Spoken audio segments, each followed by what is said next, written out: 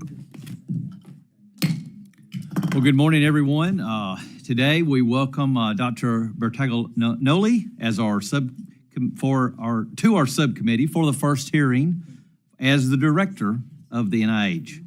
As always, I know along with my colleagues, we look forward to learning more about the scientific research that's done at NIH and the investments that are made there, and especially the investments in gene immunotherapy, revolutionizing cancer treatment.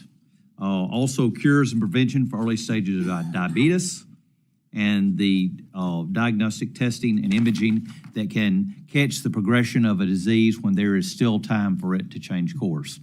And no doubt every life is touched by the discoveries made by the investments at the NIH. I think that goes without question. It is the high value placed on NIH discoveries that make me disappointed to say that the NIH is the only entity within the Department of Health and Human Services that has not released an assessment or even made an acknowledgement regarding some of the failures in regard to the COVID pandemic.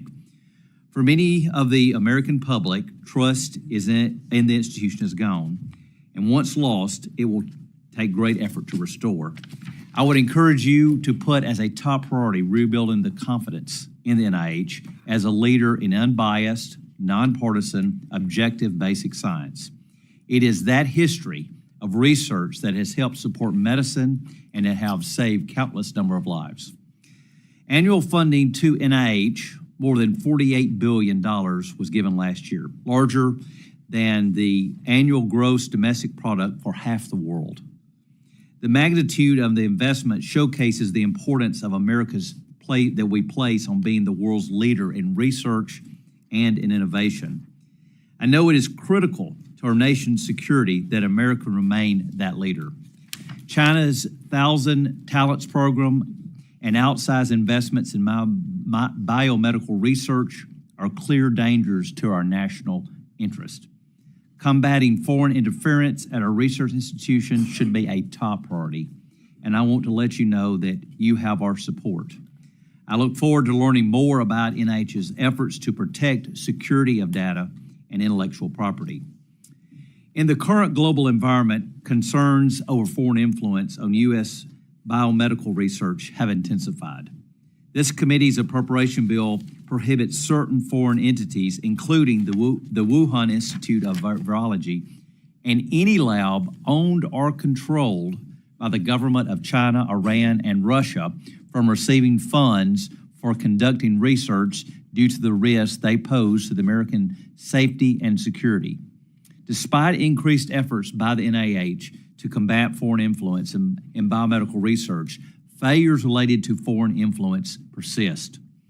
In 2022, the Department of Health and Human Services Inspector General issued a report and evaluated how the NIH grantees ensure that investigators disclose all foreign interest and support and review this information prior to reporting the information to the NIH. The OIG found that investigators, in some cases, neglected to disclose substantial foreign contributions, undermining the research integrity. The OIG also found that most grantees failed to meet at least one federal requirement related to our investigators' foreign financial interest and support. In addition, the OIG determined that many grantees lacked oversight practices that would help ensure that all materials submitted to the NIH were complete and were accurate. The OIG's recommendations were basic management practices.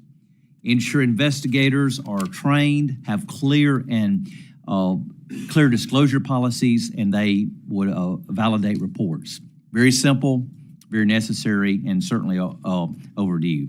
Yet, it has been 2 years since that report was published, and the recommendation that the NIH modify reporting mechanisms requiring grantees to report financial interest and other support involving foreign entities remain unimplemented. Oversight of the grant funding given out by the NIH is paramount. Another top concern is also the range of research institutions receiving funding. 10% of the institutions get 75% of NIH funding. And I think to most everybody here, and I think most Americans, that's really unacceptable. These are the same elite institutions that saw campuses overrun by lawlessness and anti-Semitism. Much of this funding is not supporting basic science and research, but instead supports an ever-growing higher education administrative state. I support your efforts to increase funding for lower resource institutions and expand the base of schools receiving basic research grants. I also want to encourage you to exercise caution when determining your research portfolio. There is no need to wade into controversial research agendas. One thing is clear, we are not going to build back the public's trust wading into controversial core mission of basic science. The NIH is not operating under a current authorization, making it one of the largest expired authorizations in government. In addition, it has been decades since Congress made a comprehensive evaluation of the institution's structure. We have been creating one institute, center, office, or agency piecemeal for over the last 10 years, adding but not strategically or reorganizing it.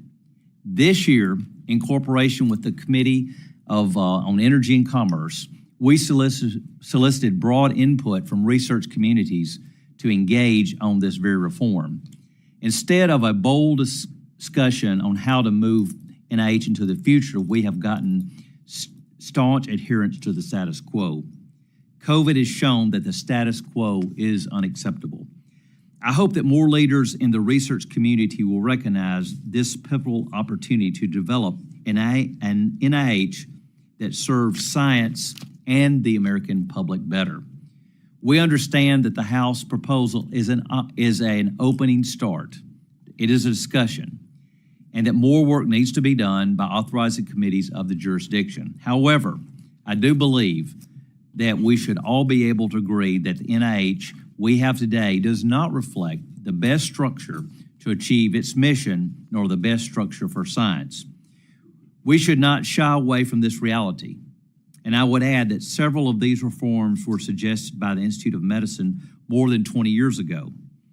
I continue to look forward to the proposals, to your proposals to help the agency as it moves forward in this new Congress. And I want to thank you as the director for coming here today, especially in November, which is very unusual for us to have a hearing. But I now would like to yield to the ranking member, the gentlelady from Connecticut, who I have the honor to work with on this subcommittee, for any remarks that she would like to make. Thank you so much, Mr. Chairman, for holding this hearing on the National Institutes of Health. My thanks and a very warm welcome also go to today's witness, Dr. Monica Bertagnolli, for appearing before the subcommittee today and for her leadership of the largest and most important biomedical research institution in the world.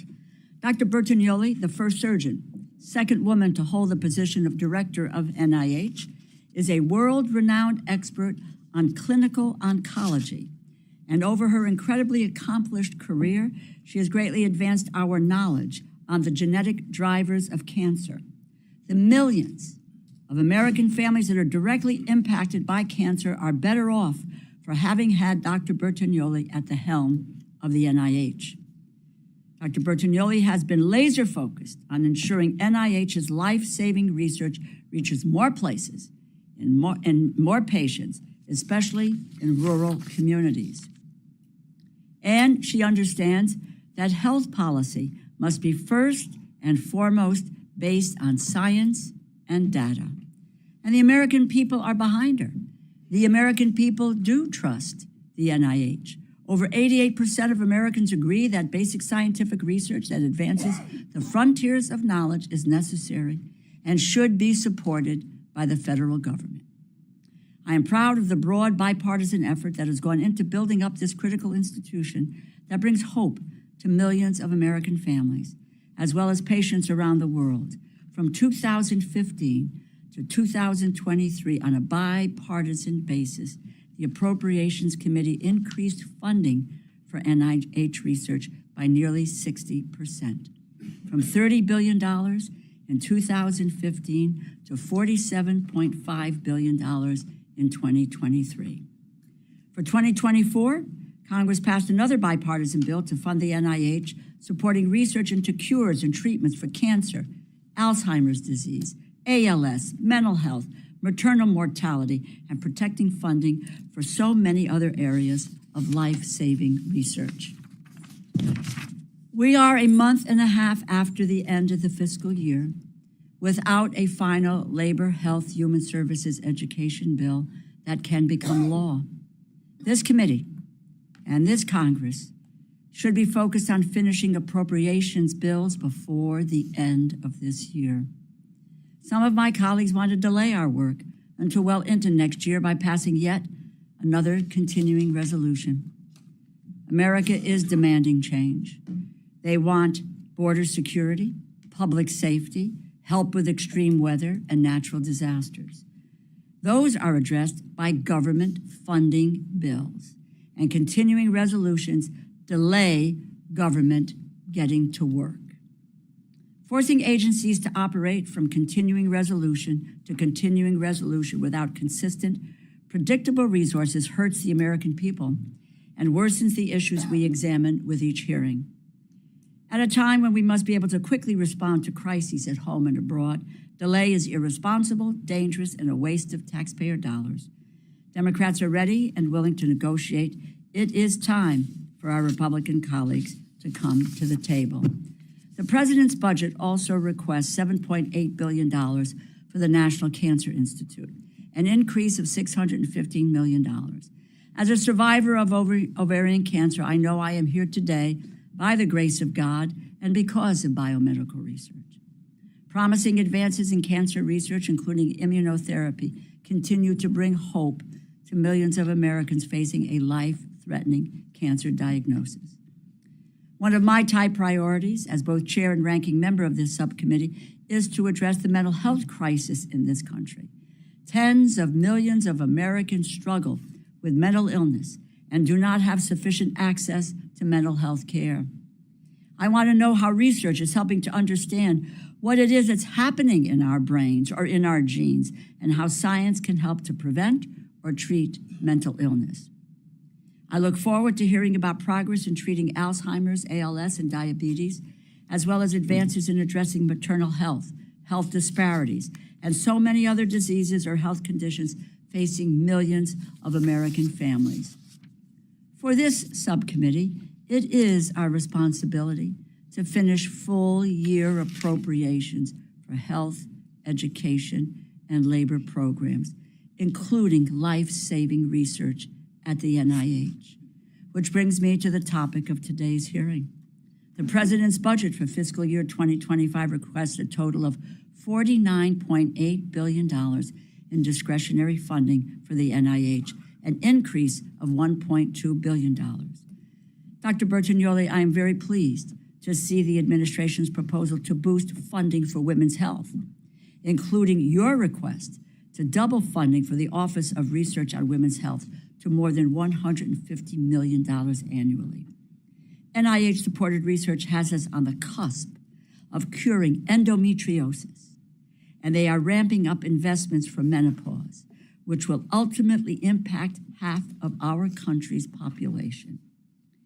During my 4 years as chair of this subcommittee, I was proud to double the funding for the Office of Research on Women's Health, bringing it to its current funding level of $76 million. But there is still a long way to go. However, I want to be clear that I do not support the House majority's short-sighted proposal to overhaul the National Institutes of Health through the annual appropriations process. Any discussions to reauthorize the NIH needs to be bipartisan and bicameral, including both authorizers and appropriators. And it must be done through a thoughtful process to incorporate the best ideas to maintain NIH's position as the crown jewel of biomedical research. I look forward to hearing from Dr. Bertagnolli how she believes NIH can best be modernized to address our most serious challenges. As I noted at the outset, I am proud this subcommittee has always had a strong history of bipartisan support for the NIH. The health of our families and communities must always rise above partisan politics. I look forward to working with my colleagues on both sides of the aisle to ensure that the NIH remains prepared to face the next global health challenge.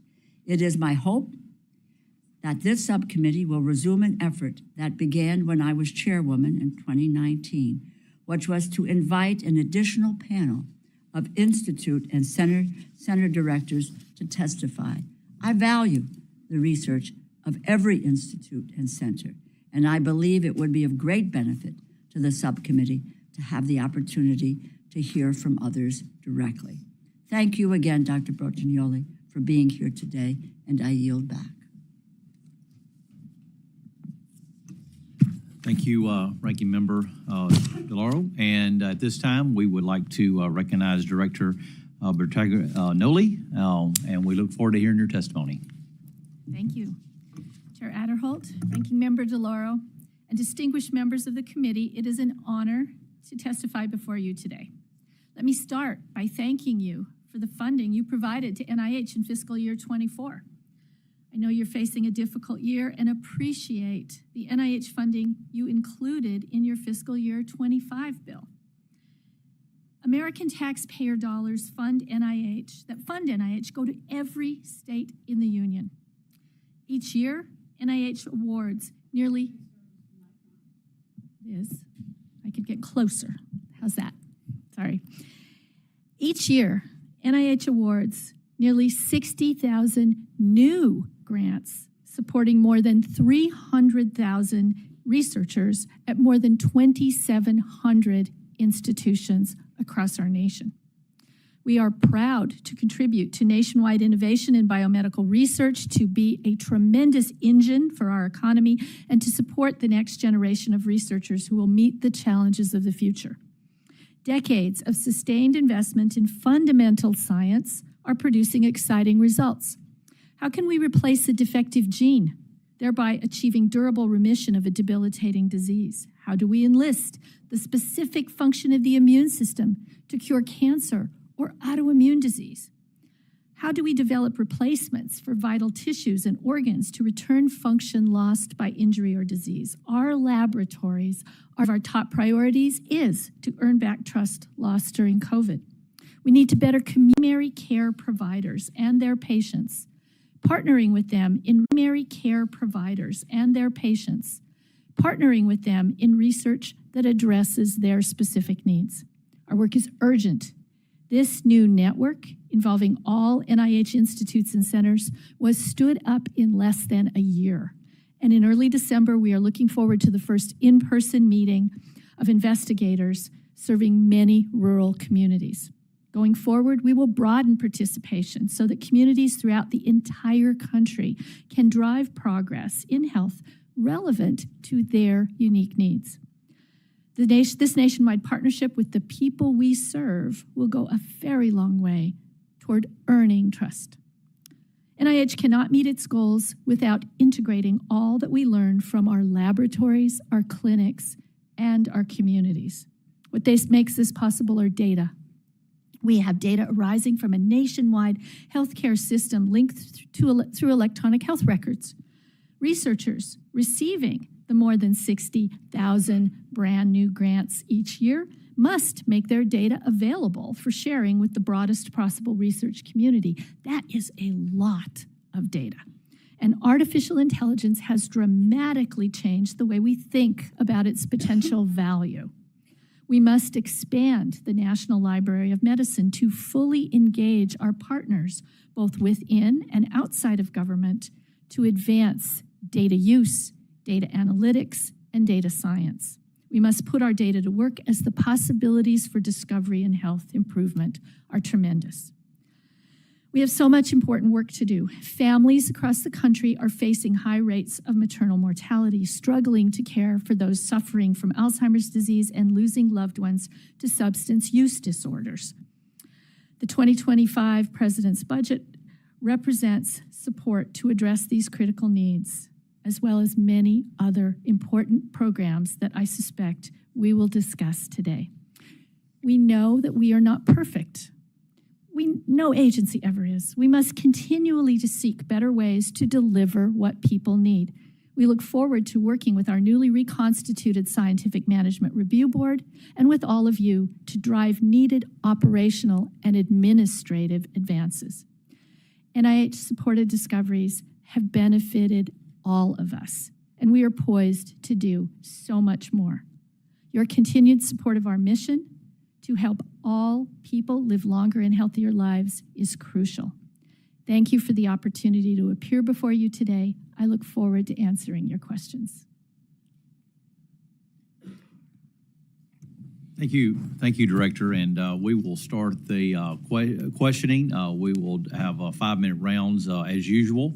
And I will begin, as I mentioned in my opening remarks, in coordination with the House Committee on Energy and Commerce, we've worked with, this subcommittee's worked in proposing or reorganizing the NIH's 27 institutes and centers. Each of the institutes would be reorganized with its own administrative function into 15 institutions.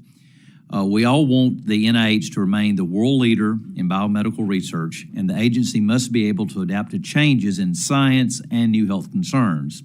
And I hope we can all agree that it's important to periodically evaluate organizations as large and as important as the NIH.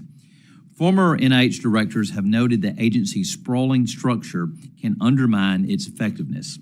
A 2003 report by the National Academy of Sciences Institute of Medicine, which Congress directed, said that the decentralized structure made it difficult for NIH to set up strategic programs involving many institutes or to support interdisciplinary research efforts. The report recommended merging some institutes and other organizational changes to help NIH respond to fast-changing science and research needs. My question would be, does the concerns about the NIH structure and recommendations, even though it's been known for more than 20 years, do you believe it is a conversation worth having, number one? And number two, do you believe that everything at NIH is working just as it should? So first, we embrace change, effective innovation, development, and growth in response to our world, which changes all the time. We also embraced the recommendations of that National Academy's report. One of the things that has happened over the last 20 years, beginning slowly and now dramatically accelerating over the last 2 years, has been a mandate that the different institutes and centers across NIH work together, work across the strength of the enterprise to conduct critical projects for which collaboration is essential. I'll give you a few examples. The Pain Research Center, across about 12 different institutes and centers. The Adolescent Brain Cognitive Development Program, Diabetes Prevention Program and Outcome Studies, the Brain Initiative, helping to end addiction long-term, the Improve the Initiative for Maternal Health. All these are just a few of many, many examples where 10, 18, 20, sometimes all institutes and centers are working together. And I believe that that is incredible progress and goes a long way toward delivering what we need and meeting the needs, the very valid recommendations of the previous reports. The last thing I will say, and I've been public about this, my concern, really my main concern over collapsing our institutes and centers is what we have had each of those entities be, is the touchstone for the community out there that cares about particular diseases. We have to earn people's trust, and we have to be visible representations of certain disease groups and constituencies. So, for example, the people who are worried about Alzheimer's disease, even though it's across all of H Project, know to think about the National Institute of Neurologic Diseases and Strokes, and the National Institute of Aging. That's their touchstone. Finally, let me just say that I would be more than happy to work with you on needed reforms. I've seen things in the recommendations that I think, number one, we're already starting to adopt. They're great ideas, and many other things that we can work on together. Thank you. I've got 30 seconds, so I'm going to go ahead and defer to my ranking member. Thank you very much, Mr. Chairman, and thank you for your response to that effort, because I think it is what I said in my opening comments. We need to hear from you on where you think it is in collaboration with others who are interested in making reform. I'm pleased to see that the recent $200 million in investment for interdisciplinary women's health research across the NIH. I came to the Congress, as you know, on wanting to work on health issues because of my own experience. And NIH has made progress on investing in women's health research, but as usual, there's always more work to get done. What strategies can be undertaken to increase the inclusion of women in research studies and the inclusion of both sexes in all preclinical studies? Where do we need breakthroughs in women's health? Where should we be targeting our resources to improve women's health? Yes, thank you. And we have been, frankly, energized yet again by recent attention to women's health overall. So first of all, through the Office of Women's Research on Women's Health, we've long had an approach since the office has been established, again, of collaboration across every single institute. Mm-hmm. What we've done with this new emphasis is a complete reassessment of where we are with women's health and some of the critical areas where we're not doing as well, where we're not making progress as much as we need to. Mm-hmm. Maternal health, that's a big one. Some under-resourced areas of research that are really important. I think menopause is one, endometriosis, polycystic ovary disease, some of these conditions of women that we haven't made progress, but we are poised to do with more emphasis and interest. And we look forward to being able to focus on those more and implement. Lastly, in 2017, we had a mandate that all of every clinical trial, every clinical research project report the sex and of the participants. And we have seen what has happened. And actually, in the vast majority of our programs, we actually have more women than men participating in clinical trials and a lot to do that we're eager to get to. Preclinical trials as well? I'm sorry? Preclinical trials, both sexes represented. Preclinical trials, you're talking about fundamental biology before we get, yes, sex as a biologic variable has been considered a very important part of all preclinical research as well. And some of the results coming out of that, because of that, are really exciting. We could talk about that later. Yes, I would love to, love to know very more about exciting. That. Thank you. Thank you. I pointed out in my opening remarks to highlighting the mental health crisis in this country. Tens of millions of Americans, mental health, the most important health issue they face in their lives, daily struggle. What kind of progress are we making to help Americans struggling with mental health? What are we discovering about the brain or our genetics or environmental factors? How is the NIH ensuring that research discoveries are being translated into treatment and mental health care that's improving people's lives? Yeah, we really have appreciated significantly the increased funding that has been provided to the National Institute of Mental Health in its role of coordinating across its strategic areas of understanding fundamental biology, the genetic and basis of disease, understanding the role of society in mental health and in support of vulnerable people, and then in the nuts and bolts of getting top quality mental health to everyone who needs it in the country. The other thing that, again, I'll just point out, the amazing collaborations that happen through the other initiatives, the Brain Initiative, being able to image has never before and get a physical and physiological picture of what happens to the brain in various mental states is driving truly exciting new research. Finally, public-private partnership and looking forward to working with our partners in industry on new treatments and new therapies.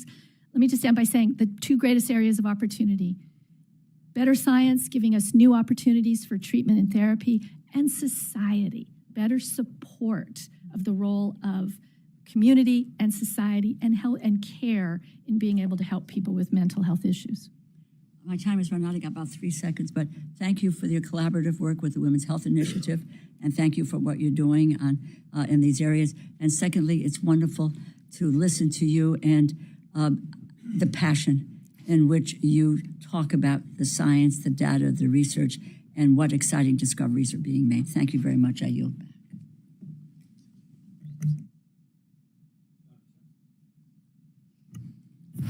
Thank you, Chairman. And of course, Rosa, she's great because she's from Wyoming. But she's also Italian. Doubly great. It's a twofer. Yeah, twofer. Thanks for being here, Doc. I appreciate you coming before the committee. A couple of quick questions. I don't know if the answers will be quick, but oral disease impacts nearly 3.5 billion people worldwide, ranging from disabilities for millions of Americans. Global oral health disease costs more than $710 billion annually, with the U.S. dental expenditures rising to $162 billion. These financial and health burdens show that researching oral diseases is a pressing public health priority. The National Institutes of Dental and Craniofacial Research, NIDCR, plays a pivotal role in advancing the health of millions of Americans by spearheading innovative research into oral, dental, and craniofacial health. How does the NIDCR contribute to advancing oral health research and improving dental care outcomes, and what makes its work so impactful in the broader field of healthcare? And are there emerging fields that the Institute is particularly focused on? And just to follow that up, as has been discussed this morning, the consolidation of the various institutes from 27 to 15 or whatever, I see that the NIDCR would be consolidated in a new National Institute on Neuroscience and Brain Research. I guess that's because the teeth are really close to the brain. Could you briefly talk about how this proposed consolidation might affect the U.S.'s premier standing in oral health research, and what would be the effect of this proposal on research budgets? So thank you so much, Dr. Simpson. Well, let me just start by saying that none of us is healthy unless we have absolutely good oral health. Yep. I mean, it really is a harbinger of what's going on in your entire body. And, I know this as a cancer doctor, one of the first things we do when we see our patients in clinic is what's going on in their mouth. Yep. It lets you know if your cancer patient is doing well and if their body's doing well or not. I mean, that's just one example that really doesn't have anything to do with what people traditionally think of as the narrow lane that oral health fits in. So we don't think of oral health as a narrow field. We think of it as something that is really about and helps us inform all of health. And let me just add, being a cancer doctor, isn't it true that there are an awful lot of the cancers that first express themselves in the oral cavity? Oh, absolutely. And some of the ones that we have the most control over starting to fix, the ones I know of the best, anything to do with toxins, tobaccos, any of the smoking, of course, everyone knows those, but many of the lymphomas in those conditions very first. I'll give you another example, infectious disease. So much about we're learning about response to infectious disease and how we can catch that quicker and understands what's happening to people. Again, craniofacial. Ways of getting insights into the immune system. What's going on with our immune system? Believe it or not, the tonsils. Yeah. So there is so much going on there. And I'm also proud to say that really I would love to finally get over this, I think, unfortunate assumption that NIH is just a bunch of silos. I'm really proud to say that NIDCR works all across and all across the rest of the NIH on these very issues. Thank you. I appreciate that. I'm going to ask you a question that was, I've always been a big fan of NIH. In fact, I think all of us on this committee have been a bipartisan effort to increase their funding and stuff. I spent the first 10 or 15 years I was in Congress, I spent probably more time out to NIH than I did anywhere else, just because it's fascinating, the research that they're doing out there. Haven't been out there for a number of years, need to get back. But I think you had a fantastic reputation among the American people. As I'm sure you're aware, that's been damaged for right or wrong, doesn't really matter. Fact is we've got to get that credibility of the NIH back. What do you plan on doing to do that? Do you have a speakers bureau? Well, we do, but we only have 14 minutes. Can I, to the chair, can I address this? Okay, very quickly. We do not get people's trust by putting out public service announcements. We do not get people's trust by saying, hey, we're smart, we know what to do, we're the scientists. We get people's trust by solving the problems they need to have solved. And yes, we need to do much more to communicate with people. This is how what we are doing is truly relevant to you, wherever you live. And also, this is why I'm so enthusiastic about both the data initiative and the Care for Health program, because we want to be, and we can be, in every community saying, hey, not only do we want to be here to serve your needs, we want to partner with you and have you be a person, you're the American public, be part of what we do at NIH. And we know how to do that. Well, I hope so. And I've advocated for years that you ought to have an active speaker bureau across the country, because there's every Chamber of Commerce, Lions Club, Rotary Club, whatever, it's looking for speakers at noon. And you got researchers all across this country that they would be fascinated to hear what they're doing, but they need to be active out there saying, hey, we have this available. Well, I think you might hear from your colleagues that, I've been director for a year. I've spent a lot of my time on the road, and I love it. Out talking to people is one of my favorite things to do. Anyway. Thank you. Thanks. Mr. Buchanan. Thank you, Mr. Chairman, and thank you, Director Bertagnolli, for being with us. And thanks for coming to my district and meeting with folks at the Cancer Center. I learned a lot that day, and it's really great that our tax dollars are going to really advancing some great research in cancer. So I ask this, I think, of every NIH director every year.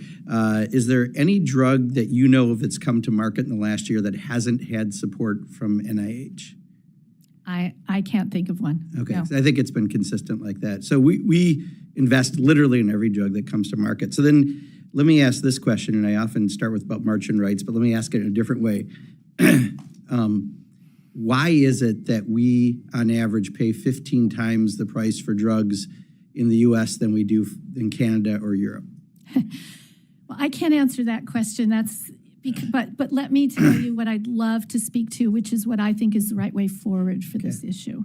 Okay, we American public dollars go into this engine that generates this great economic output for our country. That's wonderful. What I would propose to do is that at the time of licensing a technology or whatever intellectual property that has been developed with NIH funding, with government funding, at the time of that licensing, we sit down with that company partner. We need them. We can't get these drugs to the people unless we work with them. But we sit down at the time of licensing and we have a discussion at the very beginning. Okay, how is this going to be accessible to the American people if you get this license? And being accessible means, you have to manufacture it. It has to be something that can't be only in one special location. Nobody can have access. And it has to be at a price that the American economy and our society can manage. And if we do that in the beginning, then we won't be doing the more destructive come after issues. And I think we should start that type of a plan immediately. We've done a lot of work into it and we're ready to go. So when I went around and visited some of my rural hospitals, they told me how much prescriptions that were 6,000 went to 13,000 in the last year. all the other issues that are out there. There's one, Novartis, a Swiss pharmaceutical company, has a childhood muscular atrophy treatment that costs $2.1 million, and a lot of insurance companies isn't covering it. They got $500 million from NIH. So I love your proactive idea, but what do we do about something like that right now? If your child has a chance to live but can't have that opportunity because of the price that's set, insurance won't cover it. The fact that we're funding every one of these drugs, but we don't have a better answer is honestly impossible for me to explain when people raise issues like this. What do you say to that? So I am a passionate advocate that everyone should receive the benefits of what NIH has been able to contribute to, everyone who needs it. And I think an issue like this, I would be very proud to work across all of government to try to bring whatever knowledge we have at the NIH and capabilities to make that happen. So because I ask this question every year, and every year I have to come back to it because it hasn't been solved, what can we do in the next year towards trying to solve this? Because, there's other drugs for sickle cell and for, I think it's hemophilia, or not hemophilia, it's a different one, but $2 and $3 million for a single treatment. Just having another conversation a year from now about this doesn't help the people that weren't helped in the last year. So what can we actually do right now to try to help on this? Let me give you one for sure that we want to own at NIH. We've been working very closely with the FDA on this as well. Gene therapy for very rare diseases. No company is going to even do those. What if you're a parent of a child who's got this rare disease, and we know if we work hard, our technology will be able to cure that child? And the for-profit industry is just never going to do that. So one of the things that we are planning on, we're developing and have a program ready to go, is that we will start delivering more out of our pipeline of gene therapies for rare diseases. We will manufacture and test them within the clinical center at NIH. And then when they are ready for marketing and production, at that point, after everything is completely de-risked, we will hand them over to the for-profit sector with the absolute requirements that the people who need them are able to access them. So what we've done is we've taken all the risk out of the development, so the companies can't say it needs to be $3 million because we had all this risk development. Well, we'll do it in a streamlined fashion, get it to where it's ready to be manufactured, and then hand it over with very strict terms that it has to be delivered to these people who need it. Great. Well, I look forward to continuing to have more discussion, but I'll yield back, Mr. Chair. Dr. Harris. Thank you very much, and thank you, Doctor, for visiting with us today and for visiting with me after your appointment to the NIH directorship. I know it's, we brag on the fact that we've, raised the budget, but I hope everyone will agree that America's getting sicker, not healthier. Mm-hmm. Whether you look at mental health, physical health, life expectancy, maternal mortality, fact of the matter is whatever we're doing, it's just not working. Mm-hmm. And there's a reason why, Mr. Kennedy and Mr. Musk are going to have a say in this, because I think they realize that we have to make America healthy again, and we have to do it efficiently. So I'm going to ask you a couple of things along those lines. First of all, we talked about indirect costs.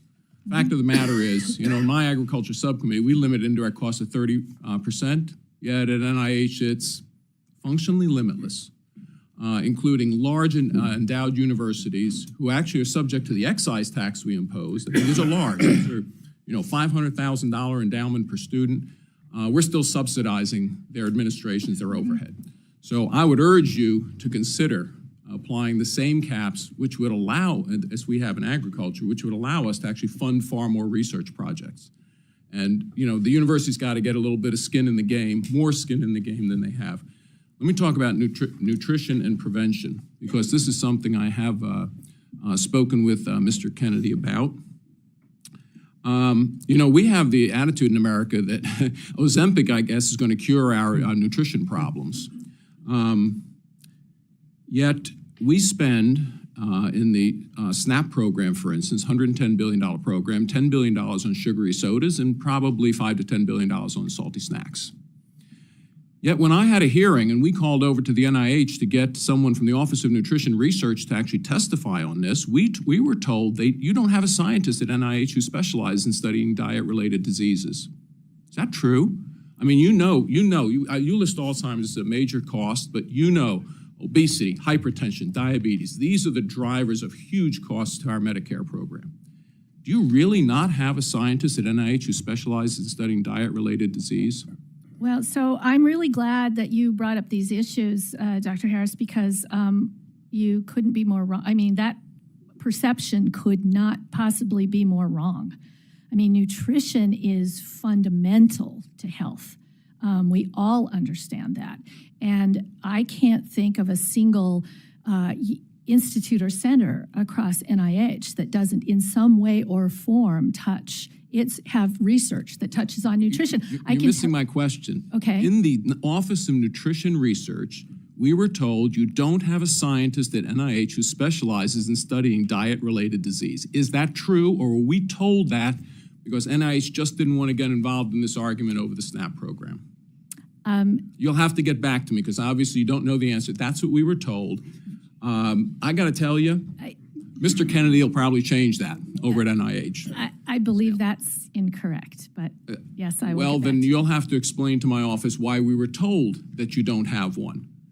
Because given the huge cost of obesity, hypertension, diabetes, cancer, which you know as a cancer specialist is diet-related, how you do not have that at the NIH, I don't understand, but it might be why, despite a $50 billion budget request, we're actually sicker now than ever. I don't know. The issue of trust of NIH was brought up.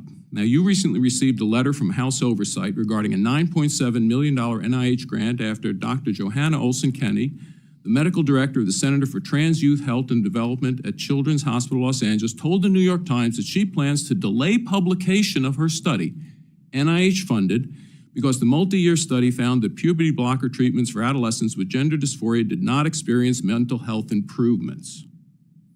Did you receive that letter? I did.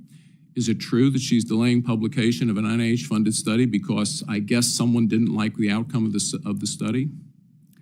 I know the same thing you know, which is the article from the New York Times, and we have not seen a publication of that study yet. So as far as you know, it's true what was published in the New York Times. You have no reason to doubt that the New York Times published exactly what a $9.77 million NIH grant recipient is delaying publication for, I will say, political purposes. Well, is the position of the NIH that that's acceptable for an NIH grant recipient? I would really love to address this issue for you. First and foremost, NIH concentrates on science, not on politics. We actually have a mandate, an integrity mandate against political interference in our work. That is the law for us, and we abide by that completely.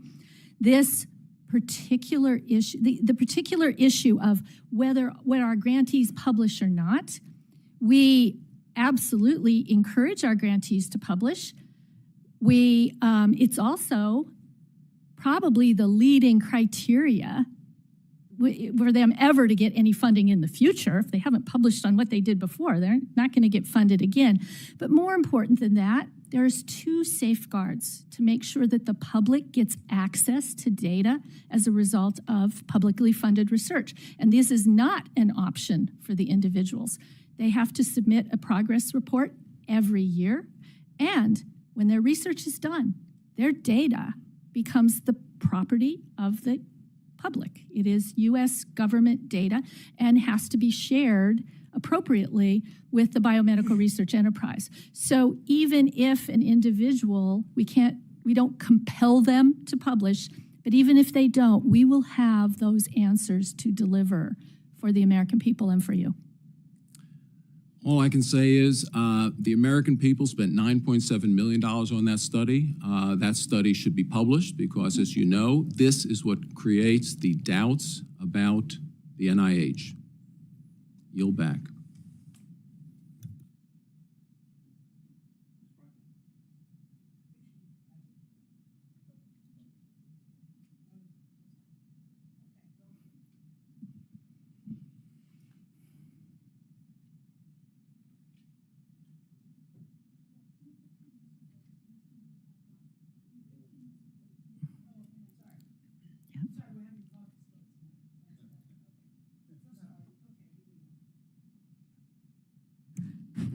First of all, thank you so much for your good work and really for your attitude about progress. Very impressive.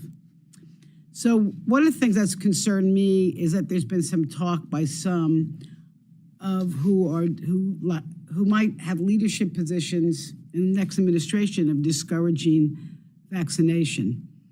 And I know there are lots of diseases that children can get, whether and adults, hepatitis, RSV, I can't say all of them, tetanus, the mumps, the measles, the chicken pox, all that.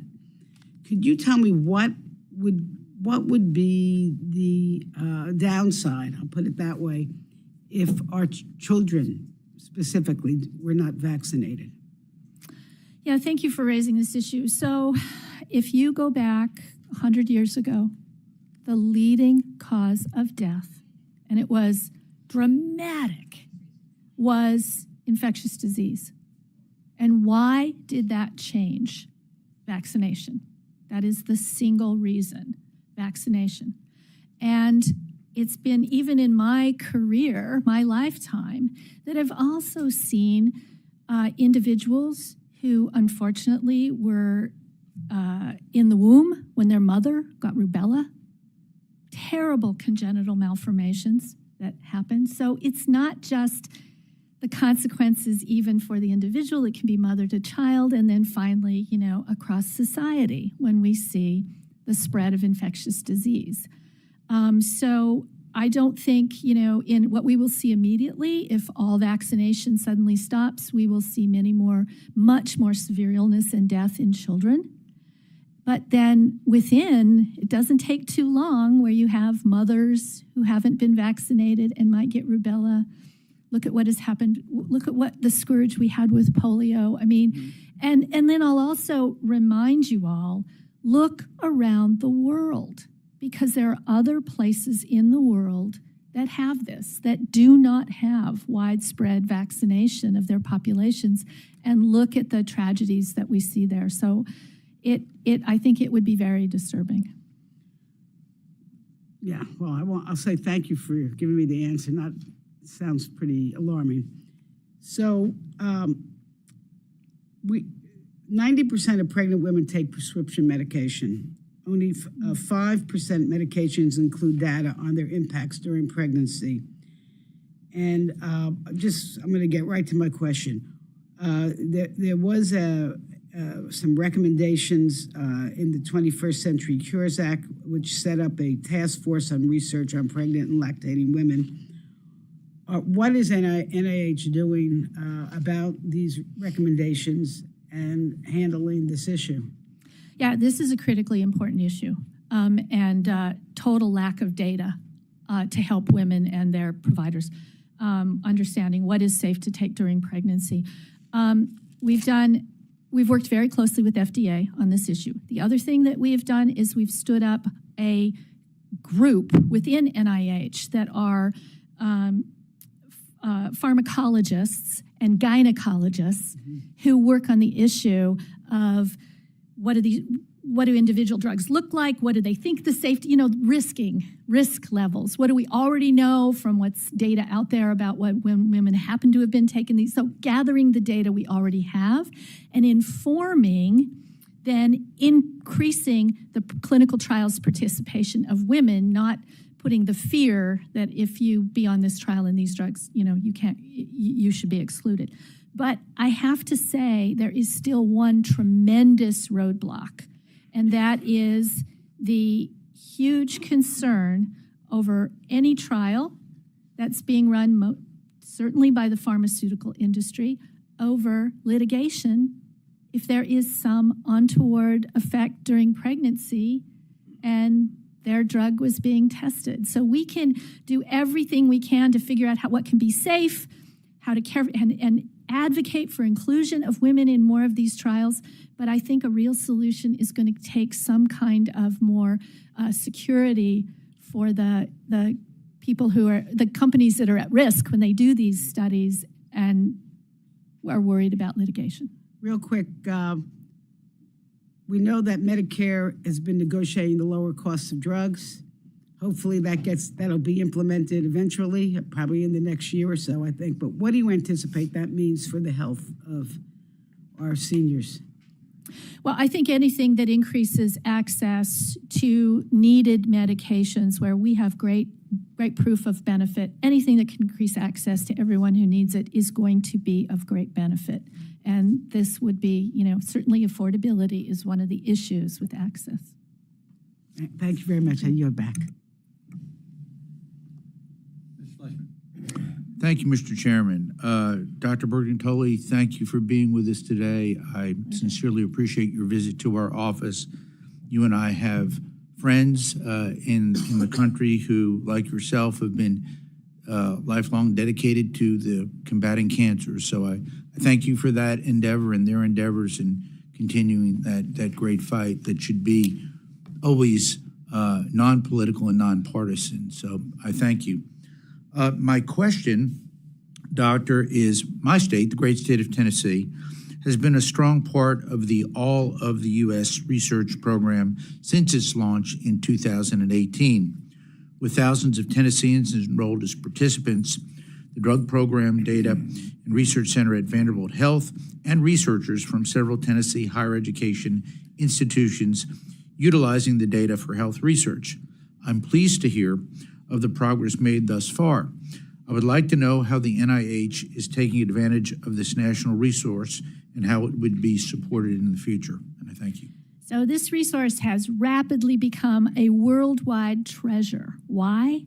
Because it is the most diverse genetic data set that exists that ties people's genes to their health in the world. In fact, we meet with researchers from all over the world who have their own database. The UK researchers over here, their research set is not representative of our country because it's not diverse enough. So the diversity itself is a tremendous benefit and great value for the future for all kinds of things we're going to do. But there's one other reason why all of us is so priceless.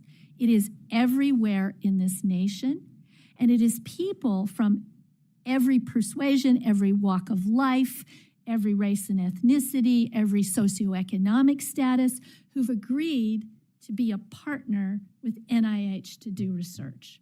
And if I can't think of anything that's going to get us further toward building trust than things like this, where we have 800,000 people who've said, I want to help you do this. And we have contact with those people on a regular basis. This is not a one-time thing. This is an enduring relationship that really shows the value of the work we do.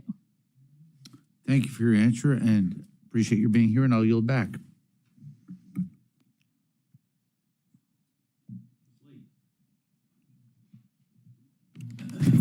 Thank you very much. I apologize for having to step out, but thank you again.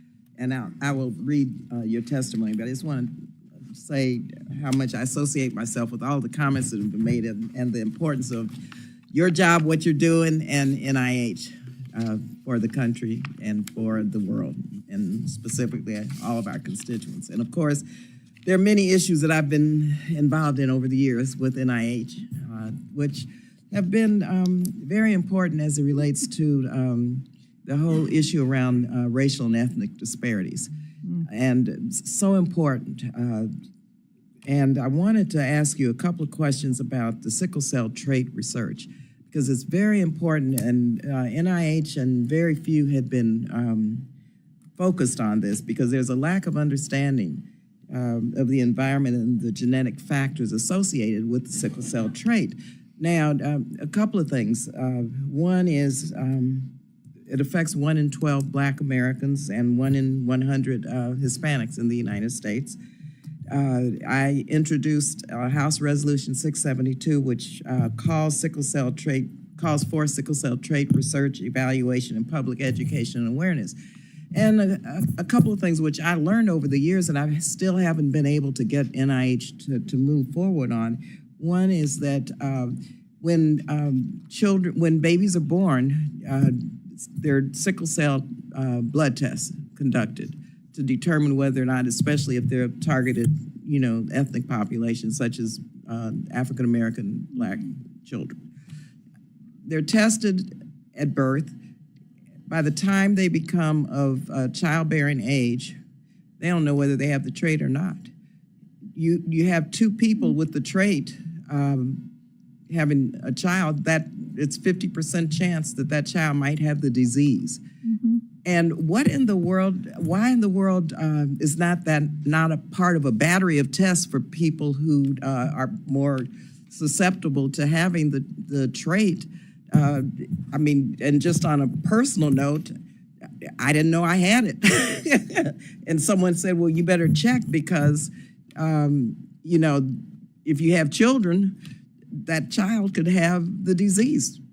And so what is it about this research that has not been done that we need to learn about, that you all need to be able to move forward to make some decisions about how to make sure that, you know, Hispanics, Black people, people who are more prone for sickle cell disease get tested at childbearing age as part of a battery of tests?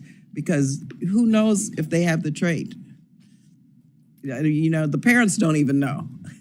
So I really appreciate this these insights, because it's a part of, you know, even a much bigger issue, right?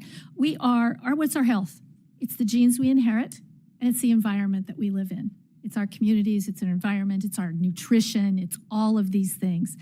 And what we need to do is to understand those relationships, being able to uncover when we know there is something that introduces risk in people, and being able to get, when we have that, those goods and services out to. Yeah. But we already know that two people with the trait, the research has been done, two people with the trait have a 50% chance of having a child with the disease. We know that.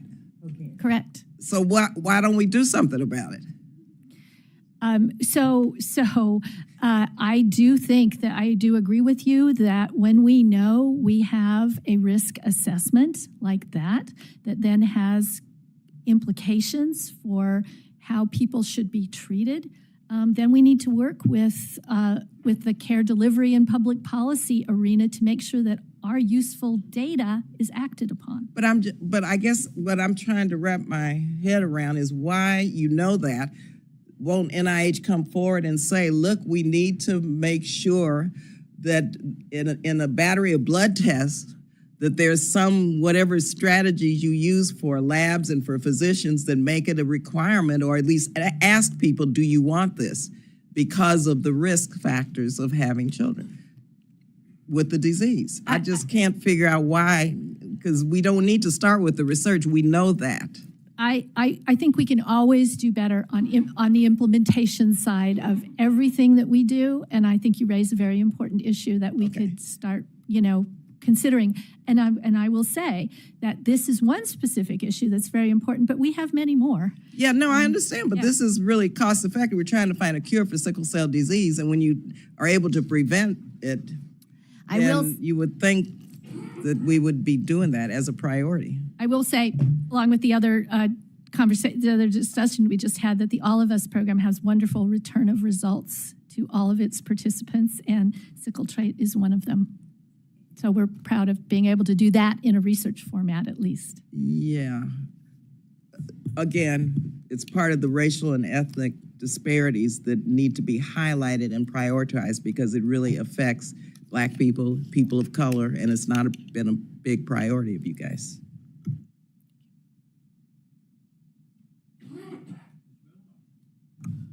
Thank you, Mr. Chairman, and good morning, Director.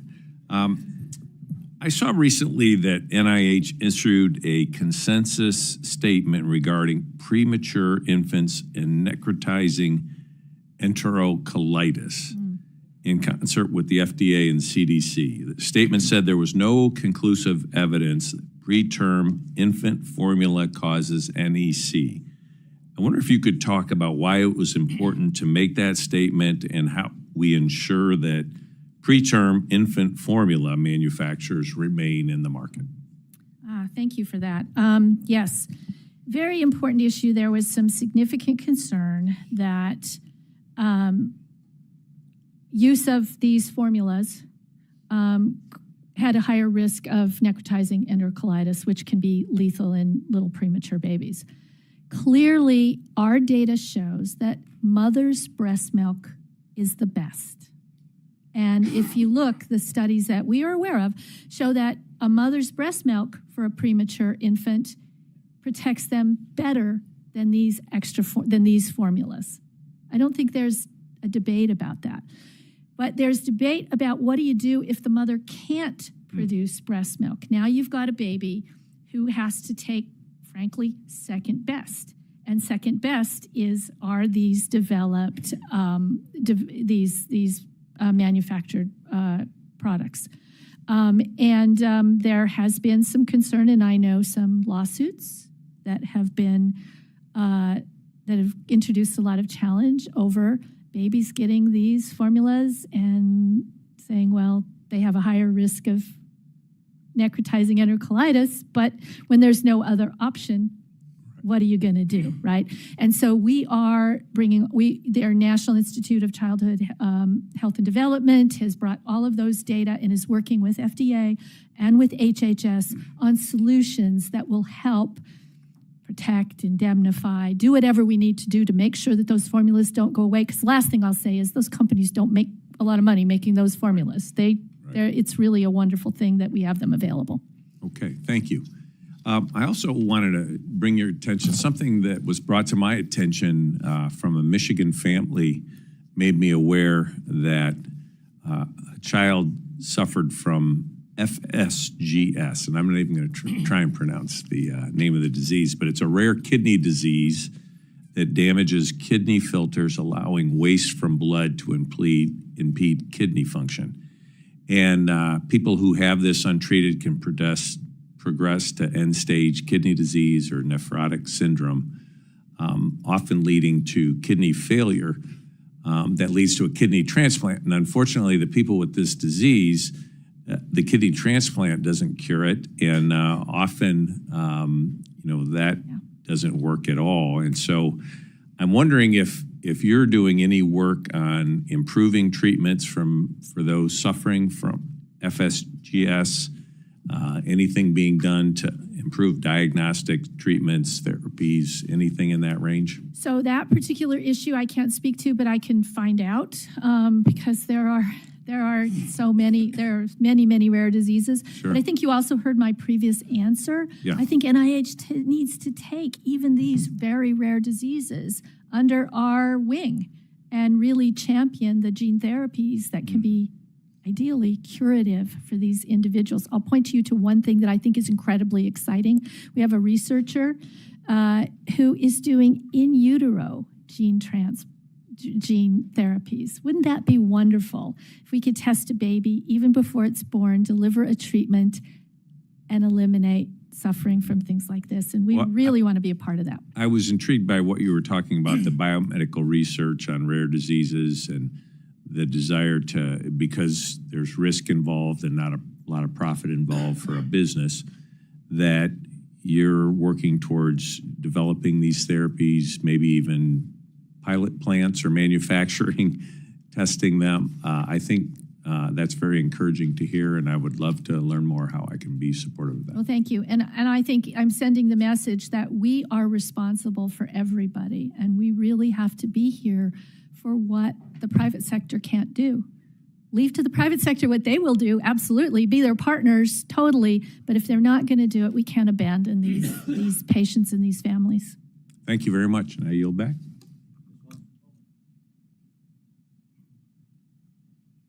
Good morning, doctor. Thank you for being here. First of all, let me just say I'm a cancer survivor, and that was because I was detected early because of all the wonderful work that's been done in research. My parents both died of cancer, but I'm a survivor thus far, so I'm grateful for that. But I am concerned that other folks aren't as fortunate as I am. And so there's a couple of things that I've talked to the NIH about is access to clinical trials, particularly for African Americans, have been under-resourced, underrepresented. Wanted to know, what have you done? What are you all doing? What are you committed to increasing the diversity of those clinical trials? Also, the grants that are awarded for the research in our communities has been, in many instances, under-resourced and misunderstood in terms of its value. So another thing that I've talked to the NIH director about had been, how do we diversify the professionals who make a decision as to what grants are going to be awarded. And then my third area, since I want to get all my 3 questions out, but I do want you to answer them, has to do with cancer research and the fact that young people are dying of cancer earlier. And in particular, African Americans are experiencing, both men and women, colorectal cancer earlier. And because there's no screening for them, by the time they know about it, it's too late.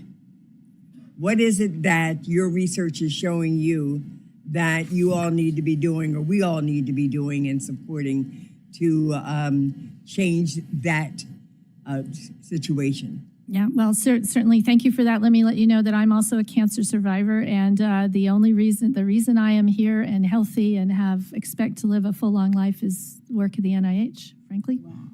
That's what did it. So I'm there with you, and I will tell you that so first of all, we have teams across all of NIH that can provide input into this problem, but we need a coordinated, dedicated approach to get our work everywhere it needs to be. And that is my big intention and hope for the Care for Health program. Like I said, it got started up in only 1 year. The goal is to do clinical trials research using primary care doctors in the primary, and this speaks to the early detection and the screening and the young people and why didn't we know? We got to get to their, by the time they're in an oncologist's office, it's way later than we want to be. And there's so many things that impact cancer and all these other diseases, obesity, activity, nutrition, all of those things, that lands in the primary care's office. So that's why we've launched this program. We are standing it up at 3 hubs that are reaching very diverse rural communities right now. And my dream is to see that research engine across this entire nation focused on the places where people are doing badly. We have the haves and have-nots in this nation. And this research network needs to be where people have significant disparities. Do you have measures of improvement in terms of the diversity in the staff that you hire that gets to make these, decisions about where things happen, where what doctors are going to be involved, what research is going to be? Because what we found was that there was a lack of diversity, and with that lack of diversity came a lack of understanding of the significance of some of the work that we thought needed to be researched in communities uniquely affecting us. So I can tell you that our approach is that we go into these communities, which have great diversity in their population and in their communities, to serve diverse people.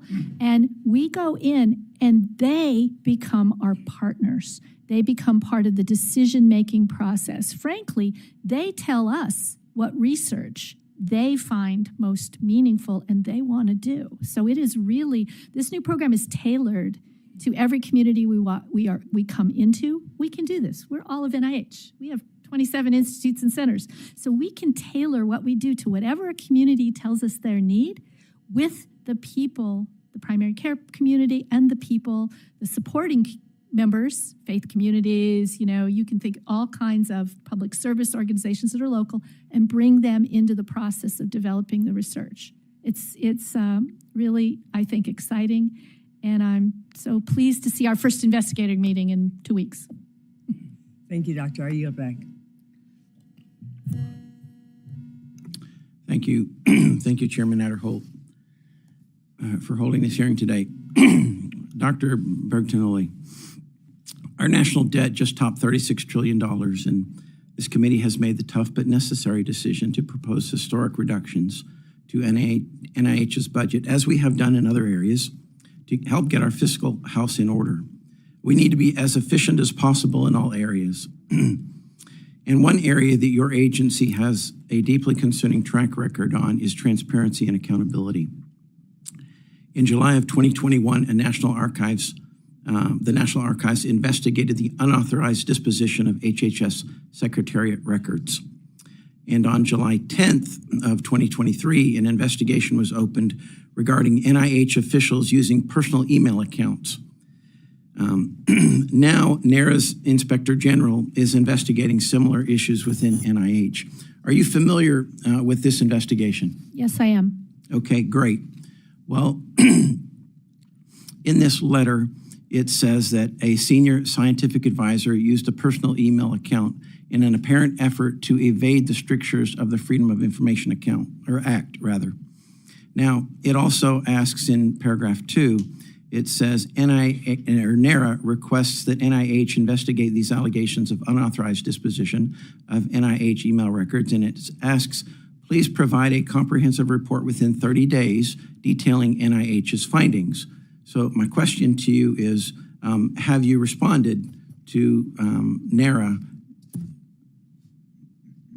So I can unequivocally say that it is completely unacceptable to violate our laws and all the principles of NIH by inappropriate management of public records, which are crucial, and by the activities that you listed here, completely unacceptable. For the specifics of the issue you refer to, I cannot comment on ongoing personnel matters within our agency. Ma'am, this is not necessarily a personnel matter. Congress is an investigative body. We are doing an investigation here, okay? So your response to us has nothing to do with an ongoing investigation of some personnel matter, all right? When I ask you a question, I need a response. So the question is, have you responded to the Office of the Chief Records Officer of the United States government regarding this breach of law? It asks for a 30-day, it asks for a response in 30 days. Have you responded or have you not? Because the investigation is still open. I mean, it is still open, and it's been, I mean, you've been the director now over a year. This letter was sent 4 months before you became the director. So this has been now a year and 4 months. We're talking about a different matter than I understand if it is something that has been around for a year and 4 months. It has been. This letter was dated July 10th, 2023. Okay, so I will have to, first of all, absolutely, we take our responsibilities to Congress for your right to receive our records and to make a timely response to your requests, but I will have to look into this matter. Okay, well, would you please respond to this committee with this information, because this NARA investigation is still open. It's been a year and 4 months. You've been the director for a year, and we have no indication that there has been a response from NIH yet. I will look into this matter. Okay, thank you. Now, do I have your commitment that that NIH, because of this issue, all right, now, has NIH implemented any sort of specific protocols to preserve documentation, which has been, or which in the past has been deleted, all right, to ensure that we have a seamless transition with the incoming Trump administration? Absolutely. We abide by all the legal requirements for retention and preservation of our public records. Okay, so I have your commitment that absolutely NIH will be complete and open with the incoming administration and will preserve all records. Absolutely. Okay, thank you very much. I yield back.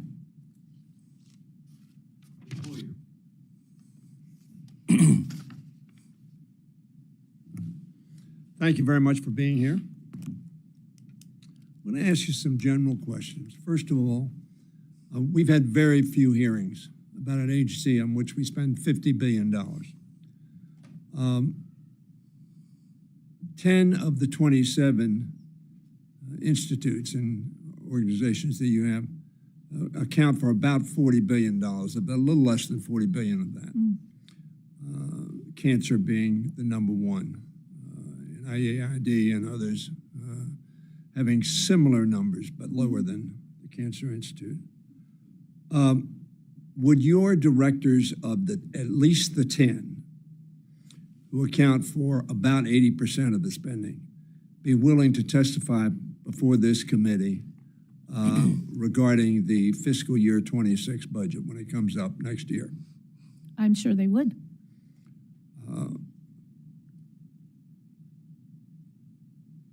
You have been, as I recall, the only witness that has appeared on behalf of NIH in the last fiscal year. Is that correct? Or the last calendar year? We had a Senate hearing where I was accompanied I meant by to my the colleague. House, though. No, to the House, I have been the only one, yes. Yeah. So that we haven't heard from any of the other directors of the 80% of the spending that occurs. Mr. Chairman, I think that's an oversight responsibility that we have. And I would hope in the year to come, as we have in the past, that we would have much more extensive hearings and not at the last minute as this hearing is occurring now as we come close to ending the congressional term this year.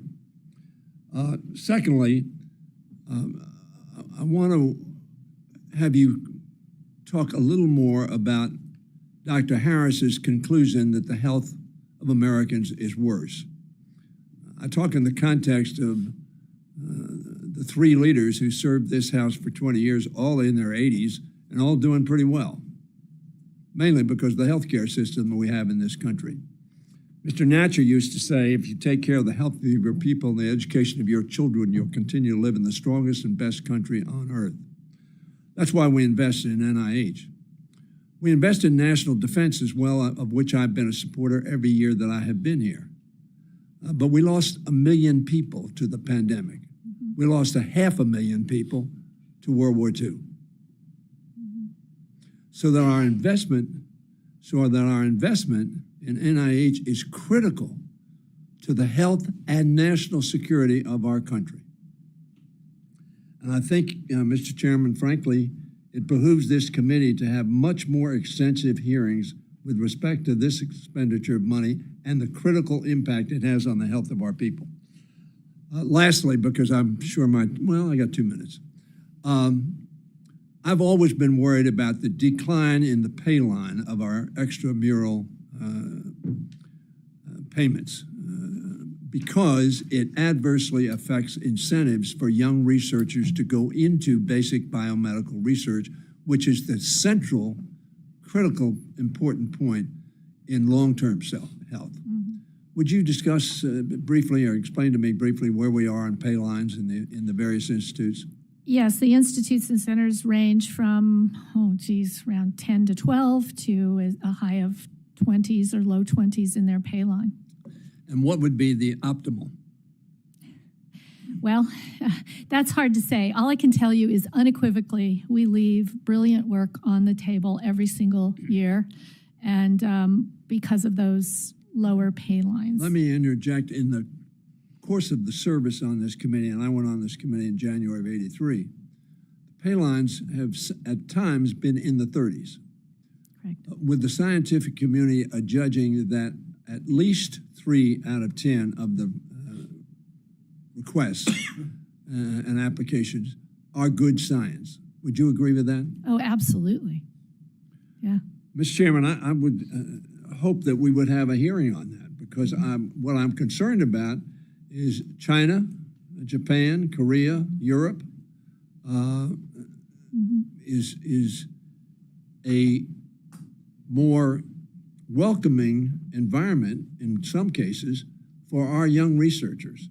And if we lose our young researchers over the long term, we're going to be very adversely affected in terms of the quality and extent of our research on health issues. Again, I would point out we lost 1 million people to the pandemic. We lost 500,000 people to World War II. We need to invest in stopping both of those. I disagree with Dr. Harris. Very frankly, I think some of the statistics that are present today are based upon our population and some of the changes that have occurred in our population And there is no doubt that we have a healthy community which has access to affordable quality health care, which knows what to do, how to keep itself well, and a population that does not have that information, and that has skewed, therefore, life expectancies and health incident reports. And we ought to look at that as a committee, I think, to see whether or not the overall statistic really bears resemblance to what is actually happening on the ground. I think, unfortunately, we have essentially 2, maybe 3, maybe 4, maybe 5 Americas in terms of access and quality of health care. And we need to look at that. Thank you. My time has expired. Thank you, Chairman. And thank you, Director Bertagnolli, for being here with us today and for coming to testify. I'm specifically interested today in hearing from you, Director, and how you have worked to increase engagement on women's health matters, as well as what has been done to include more Hispanic representation in studies, particularly in research dealing with Alzheimer's and cancer. And it was already asked in general terms on women's health, so feel free to touch on that if you want to, but because it's already been covered, I'm going to jump right into the second part here of what I mentioned.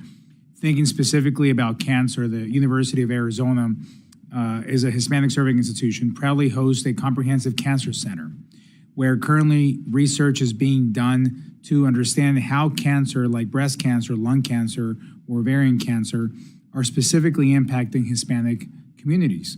What is the NIH doing to support these endeavors, and what does the NIH need to ensure recruitment and retention of women, especially from those underrepresented groups, into clinical research?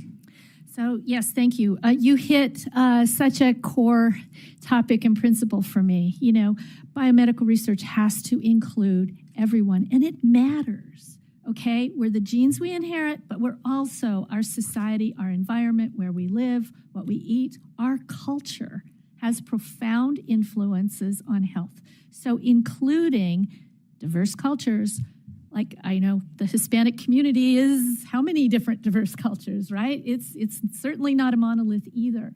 This is why I don't think we can really do our job unless we bring our research inclusively to really every community in the nation. This sounds like something that couldn't be done. It absolutely can be done in a very positive way. I'll say it again, we have a plan to do this with the Care for Health program. And the last thing I will say in there is I fully expect that not only will this program give us the data we need that says this is how a Hispanic community in Arizona is different than a community in northern Montana in respect to what we need to do for health. It will also, in those parts of the United States that really have poorer health and poorer health care, raise the quality of their health and their health care because we are in there doing research. If lots of I'm definitely focusing, hoping on that as well. When it comes down to finding those, getting those findings, and regarding the efforts you're already working on, what timeline around that are you looking at? When can we get some of this information? Well, I've asked Secretary Becerra about this as well, and I get a positive response and an openness and optimistic engagement, but I don't know if I've seen actual progress or data on this. Well, as I said, we stood up this new community research enterprise. In 1 year, we're having our first investigator meeting in 2 weeks to launch the studies.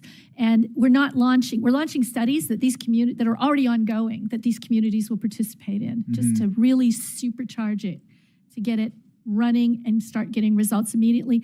And those studies will be about what the communities need: pain, nutrition, substance abuse, maternal health, all the core issues that those communities need. Okay, let's jump into something that also impacts the group that I'm talking about here directly, switching to Alzheimer's.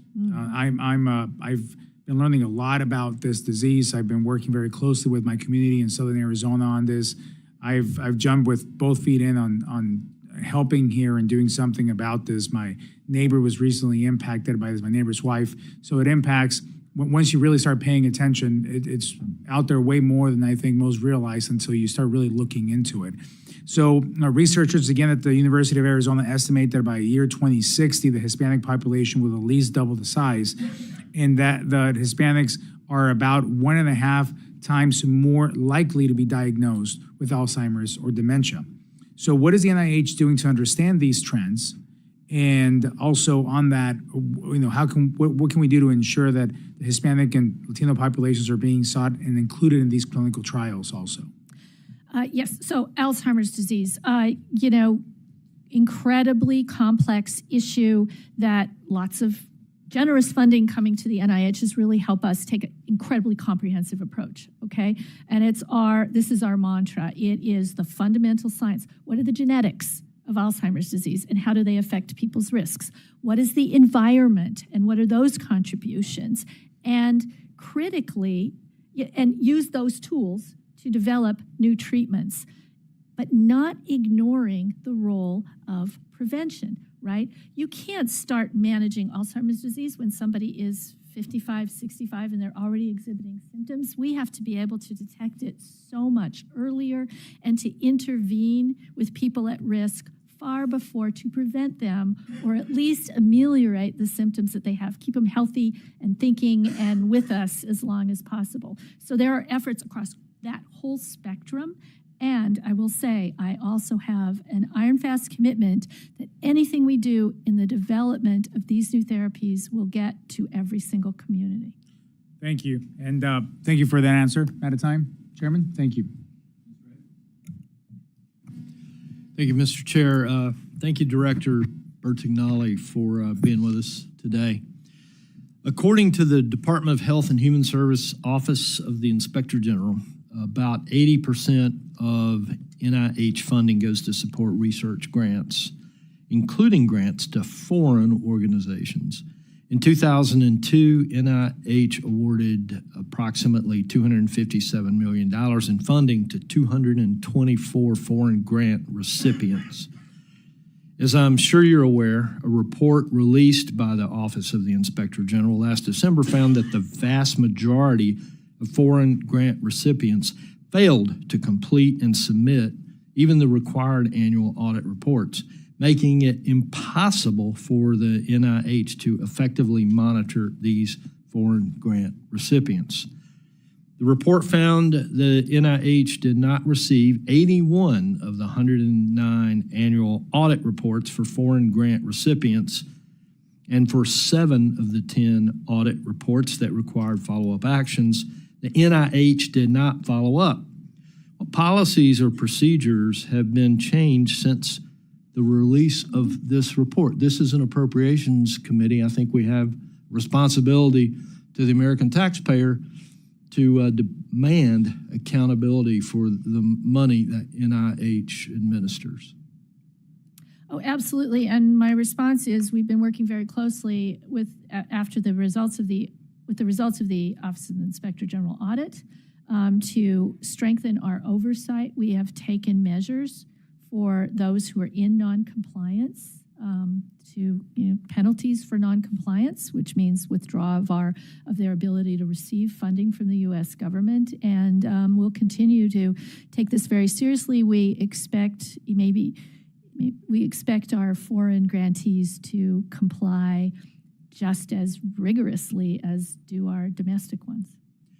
And so thank you for the response, as generic as it might be. I'd certainly intend to follow up and ask for more specifics if you'd be able to share those. We would be happy to provide it. And given these recent challenges and the fact that funding recipients include foreign governments with their own strategic interest, are applications for research grant support from foreign organizations treated the same as applications from domestic organizations, or are additional oversight and transparency measures put in place? There are investigation and oversight that have to do with the ability of of any grantee but this particularly applies to foreign grantees, to have the policies and procedures in place that would allow them to fully comply with all our laws, rules, and regulations.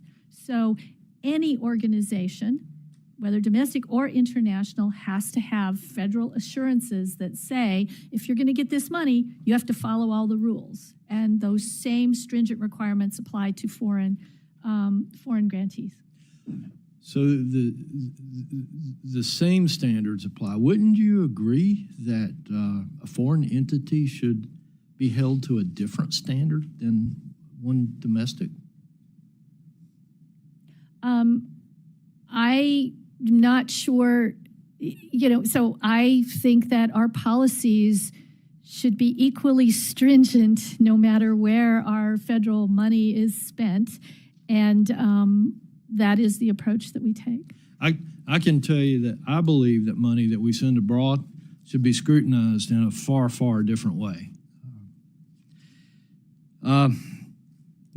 Next question, and as I'm sure you're aware, rural populations are historically underrepresented in clinical research and often experience poorer health outcomes. North Carolina has one of the largest rural populations in the nation, and my district has some of the most rural counties in the state.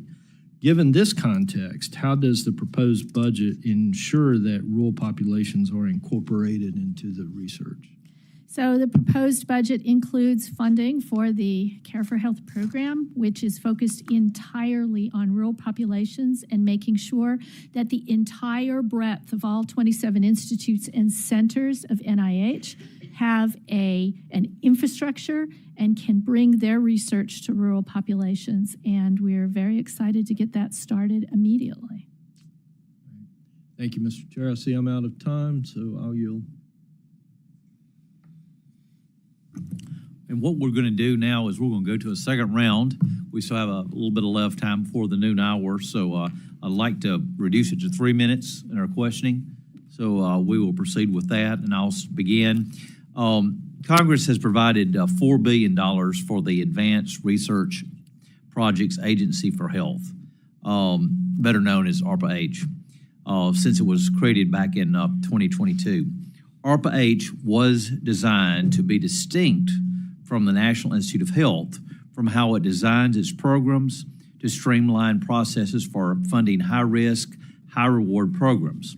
ARPA-H's program managers are also subject to term limits, and the research teams that program managers oversee must meet regular performance metrics or risk having their work stopped. Given these agencies' sizable budgets and the need to be good stewards of federal taxpayer dollars, I'm concerned about the possibility of duplication between ARPA-H programs and NIH research. The question, how does NIH coordinate with ARPA-H to ensure that agencies are not duplicating research efforts, and what processes are in place to prevent duplicative efforts overall? So thank you. We have a formal process for avoidance of duplication of funding. It begins when a study is proposed and gets carried through when any award is made to ensure that there is no duplication of funding. And I'd be very pleased to share that formal policy with you. Okay, thank you. The 21st Century Cure Act was enacted back in December of 2016 and has funded large-scale NIH efforts such as All of Us research program, Advancing Precision Medicine, the Brain Research through Advancing Innovative Neurotechnologies, better known as BRAIN Initiative, and the Cancer Moonshot. And we have known since the law passed that this funding would eventually wind down. Indeed, the cures funding for the National Cancer Institute's work related to Cancer Moonshot research ended with FY 2023. The All of Us and the Brain initiatives ended with will end in FY 2026. As the NIH looks forward, could you elaborate on what the agency is thinking regarding these initiatives? Has it contemplated which it would find valuable to continue and find space within its broader NIH budget versus using the research and insights gained from those efforts, but letting the program end in its current form. If you could address that, please. Yeah, so I think it would be extremely unfortunate to let any of these 3 programs end because they have been tremendously beneficial, productive, frankly, exciting every single day. You've heard me talk about the virtues of the All of Us program. I mean, Brain Initiative is benefiting so many, it's benefiting Alzheimer's, every aspect of neurodegenerative diseases and neurologic diseases in such an exciting way, and it's very unique. It's bringing a lot of new capabilities to NIH. So, and then finally, the Cancer Moonshot has really spearheaded new initiatives such as the Childhood Cancer Data Initiative, which was really critical. So, critical programs, we cannot let them die because they have done amazing work. And, if our budgets are flat or we are forced to figure out, how do we replace these fundings that disappear, we're going to have to make some really difficult decisions. But they're critical. I don't want to let them go. So you committed to both of those? Well, I will say that we are going to have to make some incredibly difficult decisions. I think they're high priority for us. Thank you. Mr. Laurel. Thank you, Mr. Chairman. I'll try to get in as much as I can. There was a question I want to ask, which is your support for ALS through the Expanded Access Program and through public-private partnerships. But I want to follow up on something that Congressman Molinar started to talk about, and that is the recent NIH, CDC, FDA consensus statement about the benefits of donor human milk and the potential benefits of human milk-derived human milk fortifier for very low birth weight infants. I'm focused on increasing the access to donor milk breastfeeding supports while pushing for federal regulation of the industry, as there currently is little federal oversight in this space. I sent a letter this morning to the FDA asking what their agency is doing to ensure that parents as well as medical teams are adequately informed of the potential risks that some preterm infant formula could pose for very low birth weight infants, benefits of donor human milk, and suspected benefits of human milk-derived human milk fortifier for these infants. What actions are NIH taking to disseminate the information that a, quote, diet containing human breast milk appears to be protective against the development of NEC? The use of human milk-based fortifier in the infant's diet rather than bovine-based fortifier may be useful in reducing the development of NEC. Do you see federal need to focus more efforts on the human milk-derived, human milk fortifier in light of recent concerns that bovine fortifiers may not be protective against the development of NEC? And Abbott and Rickett Benckiser, the only 2 manufacturers making this fortifier, are threatening to exit the market following a series of legal challenges. So yes, thank you for that. In fact, I had a conversation about this particular issue just last evening with Commissioner Califf. Here's what we know. Mother's breast milk is the best.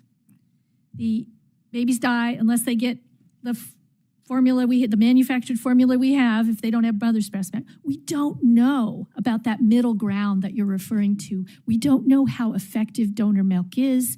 There's lots of storage issues, lots of issues, and then also better formulations. And so that is an area that deserves much, much more research as quickly as we can. On the human milk and fortified versus bovine, right? Which appears to be. I'm not a scientist, but I would welcome the view that this has more of an opportunity to create an NEC. Bottom line, we need more research there in that intermediate. So I would love to continue that conversation. I have 9 seconds left, Mr. Chairman. ALS, Expanded Access Program. Yes, tremendous work going on with the Accelerated Medicines Partnership together with the Foundation for the NIH. That gets us with our with our pharmaceutical partners and gets us a relationship, gets us working on research together, gets us developing new drugs. And we are also committed to work on expanded access for this population. Look forward to working with you on Yep. that. Bertagnolli. Thank you, Mr. Chairman. Dr. Simpson. Thank you, Mr. Chairman. Again, thanks for being here today. Let me ask you just kind of a question that was spurred by Dr. Harris and by Mr. Hoyer about health outcomes and stuff. I was told when I was having a conversation with Dr. Collins when he was head of the NIH that what we've become good at is finding treatments for diseases. We're not nearly as good at finding cures. So consequently, we have a lot of people who years ago would have died off that are still in our society. I should have died 50 years ago the way I've behaved. But it's, I've had both my knees and my hip replaced, my neck had surgery, and every time I complain, my wife says, shut up. She said, 50 years ago, they'd have just taken you out in the corral and put you down. So we're having more people live longer with diseases that we've been able to treat, but not necessarily cure. What does that do to the statistics of whether we are a healthier society or a less healthy society? Oh, there is no question that we look at aging and our goal of healthy aging as and how that goes together with longevity. Okay, quickly, our life expectancy. Why is our life expectancy going down as a country? It's not because older people are not getting older. It's because younger people are dying before they have a chance to get old. That is really tragic. And, there's a lot of National Academy of Science did a really nice report about this just, about 4 years ago, showing it's the diseases of despair, it's substance abuse, it is poor nutrition, diabetes, untreated hypertension in some populations, frankly, kind of in the middle of the country, in many places, rural communities that have been left out. So that is the life expectancy issue. Now, you've added another layer, which is how do we keep people as they get older healthy and active and thriving? And I think it's not just about cures. It's about making, obviously, prevention. First and foremost, prevention needs so much more attention. But then also when we do get the understandable natural processes of aging, being able to develop more affordable, accessible, straightforward approaches to keeping people healthy and active a long time. I could talk about specifics of what they are, but we don't have time, and I'll happy to do it later. I think this issue is the biggest one facing our country in the future. Because what it's going to cost for older people to stay, and the days when parents raised their kids and then the kids took care of their parents, those are kind of gone. And trying to find care for those senior citizens is going to be a huge issue in this country in coming years, if it isn't already. Thank you. Thank you. Ms. Lee. Thank you very much. A couple of things. Let me just follow up on the issue of sickle cell trait and just ask a question you may need to get back to me on. This committee years ago helped me move forward to look at the A1C test as it relates to those individuals with the sickle cell trait. We learned, and NIH had the research, but it never had been made public, that if an individual has the sickle cell trait, the A1C test that is used for diabetes could give a false positive. And I knew one physician, for example, who was treating an African-American patient for diabetes when really they didn't have it because they had the sickle cell trait, didn't know they even had the sickle, didn't even know should ask. So I just want to find out at this point, have you all looked at now what types of tests? I mean, the A1C may have been modified to the point where now it doesn't matter, that it's moot. But also, I knew there's fructosamine tests and others that once we expose this and once we got NIH to get on top of it, labs and physicians, we did an outreach public awareness campaign to say, look, don't do this if a person has a sickle cell trait, but no one knew if they had a sickle cell trait. So going back to that. So I'm just wondering now, the A1C test, have you all looked at that as it relates to those with sickle cell trait? And is it modified now, or is there still some gray area that we need to look at? Yeah, so I'm not a hematologist with expert in sickle cell trait, so I would have to get back to you on the specifics of that issue. But in general, I can speak to what we were talking about before as well as now, that NIH's job is to do the very best research in this population so that we know what the best care for them will be, and then to present that data, not bury it, present it to the regulatory agencies that then start taking the actions that you NIH, need. finally, when I got to the bottom of this after a couple of years, NIH said, oh yeah, we learned this in the 70s. And it was like there, or the 80s. And no regulatory agency, no lab, zero in terms of making sure that the information was provided. You all did do the research and you knew it, but nobody else knew it.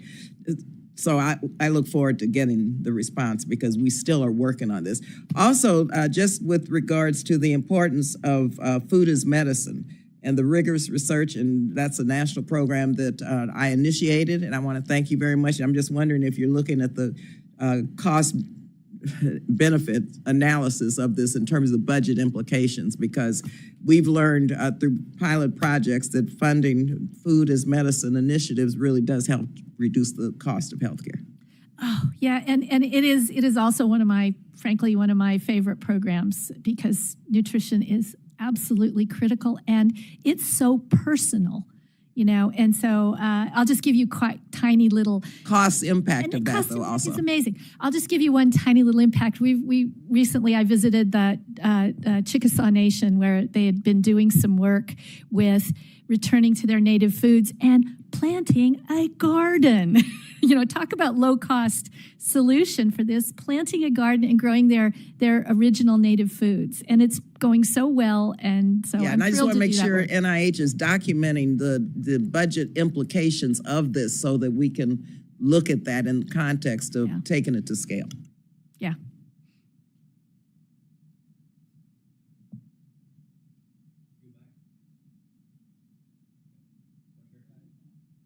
Thank you very much. And I will yield back. I thought I took my entire time. Oh, you may have. I just want to make sure. Thank you very much. thank you very much. And I appreciate your further comments on, whether America's getting sicker or healthier. I'm just of the opinion, I look around and I know a lot of people understand that it's not getting better. Anyway, two issues. One is, during a previous subcommittee hearing, I asked Dr. Volkow if it's a bad idea to allow recreational marijuana to be fully legalized while we still have so many outstanding clinical questions. She agreed it's probably a bad idea. And you may or may not know, because I think you came on board after this, but was the National Institute of Drug Abuse consulted before the decision was made by HHS to recommend that marijuana be rescheduled from Schedule 1 to Schedule 3? I do not know the answer to that question. Okay, thank you. We heard a little bit about, women's health. And I'll ask you the same question I asked Dr. Collins last time he appeared before the committee. Because I guess with Dr. Fauci's departure, you're America's doctor now. That's what the head of the NIH should be. It should be respected for scientific judgment. You made a statement that sex is a biological variable. And to me, having studied it, it's pretty clear, yes, it is, because there's actually a difference between men and women. And it's a basic biological difference. It's genetically established. And so I'll ask you the same question I asked him, because you said that your grantees have to report the sex of participants. So is there any advice on let's say you enroll a biological 47X or 46XY man in the study, but they claim they're a woman, so they get entered as a woman. Well, how are they reported to NIH with the study results? So it would depend entirely on what question we're asking. So let me, scientific answer. It's very important. There are very important differences between people who have two X's and an X and a Y. We've fascinating result recently about autoimmune disease, right? So cool. Okay, and there are also, genes and society. There are also people who might have an X and a Y, but they consider themselves a woman. And our research would consider both. That's a different situation. If we're studying a question about what is the relationship, let me be more clear. Let's say we have somebody who's an X and a Y, but now they consider they're a woman, and they are now, because they are considered a woman, want to be considered themselves a woman, want to use female hormones. We are very interested in that would be a situation where we would want to know. I understand that, but in which group are they assigned? It's a very simple question. In which group should they be assigned? How should you assign an individual who was born, whose sex assigned at birth was one based on genetics, and what they think they are now? Where do you assign them? We assign them according to the biological research question we are trying to answer. That's why, we're not going to say they're a man, they're a woman. We are going to base it off of science and the scientific question we're trying to answer. And if we're trying to study a transgender woman, meaning XY chromosome, but they consider themselves a woman, we will assign them according to the question we're trying to answer. And that's why nobody trusts the NIH anymore. I yield back. Thank you, Mr. Chairman. I guess if I couldn't pass a farm bill or appropriation bills, I'd ask questions like maybe anyway. But I guess I do think that there's more we could do around drug pricing. And I think the fact that we're paying 15 times on average what they do in Europe and Canada is an 800-pound gorilla we're ignoring. I mean, it's in the room and we're just ignoring it. And we're doing great work on research, but I really think if there's any way to figure out how to work more, maybe you find one company and do some margin rights for the first time ever to make a point. We just need to do something, or else we're just going to be paying way too much. So I just want to say that because every year we have the conversation, every year we don't make any movement on it. And I really think that, real people are concerned about that. My mom was one of those people cutting pills in half because she couldn't afford it. Real people go through that, and we're not doing them any good, in a fairly affluent community like Washington, D.C. So having said that, I just want to say I also really want to stress the importance of the All of Us program, which I know you're very aware with, and you came to my district to talk about that. Just concerned on some of the cuts I saw in that. The question I do want to ask, though, is President-elect Trump's potential nominee for HHS recently made a comment about he would fire and replace 600 NIH employees on day one, and that he thought we should take a break from researching infectious diseases. Can you just address those two comments? What would happen if you lost 600 people on day one, and what would happen if we quit researching infectious diseases kind of randomly, what that would mean? Yeah, so quickly with my time, let me just say that the people of the NIH are such an incredibly valuable brain trust. They, number one, I explained, they award 60,000 new grants every year to 300,000 researchers, 27 institutions. That is an amazing enterprise to get out the door, and I would argue with, very few hiccups, frankly, and do that every single day. So that workforce itself is just priceless and an engine toward all of our progress and to our economic advantage. The other thing is their deep content knowledge of the entire field of medicine and the relationship with the industry is just irreplaceable. Okay, infectious disease, real quick. Okay, now infectious disease very quickly. I will go back to people died. That was the leading cause of death. And we are facing some serious threats. I mean, look in the news today. H5N1 is scary for us. And we are all over risk assessment, mitigation, working with our other federal agencies to make sure that we can protect and mitigate anything that happens with that virus doing something evil.